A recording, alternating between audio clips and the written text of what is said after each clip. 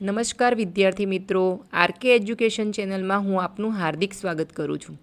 આજે આપણે હિન્દી વિષયમાં મકર સંક્રાંતિ નિબંધ વિશે જોઈશું, જે ધોરણ 5 થી 8ના તમામ બાળકોને નિબંધની નોટમાં લખવા માટે કામ લાગશે।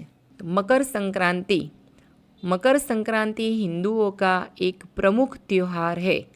यह त्योहार प्रति वर्ष 14 जनवरी को मनाया जाता है। इस दिन सूर्य धनु राशि को छोड़कर मकर राशि में प्रवेश करता है। यह त्यौहार भारत के अलग अलग राज्यों में अलग अलग तरीके से मनाया जाता है। मकर संक्रांति पतंग का पर्व है। मकर संक्रांति के दिन पतंगबाजी की धूम मच जाती है। आकाश रंग बिरंगे और तरह तरह के पतंगों से छा जाता है। मकानों की छतों पर काफ़ी चहल पहल रहती है।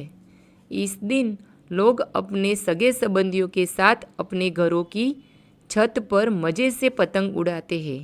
कई लोग लपेट लपेट ऐसे चिल्लाते हैं। इस दिन लोग तिल और गुड़ के लड्डू खाते हैं। इस दिन गाय माता को घास खिलाते हैं। कई लोग दान भी करते हैं।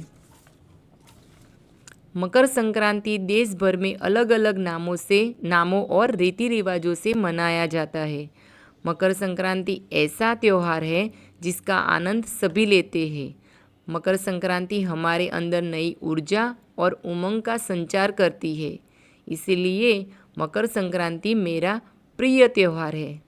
तो विद्यार्थी मित्रों, जो आ विडियो आपने उपयोगी थयो होय तो आपणी आ चेनलने लाइक करो, शेर करो अने सब्सक्राइब करो। अने हाँ, आना पछी नेक्स्ट विडियो आपणे उत्तरायण विशेनो इंग्लिश में लखीशुं। अस्तु। जय हिंद, जय भारत।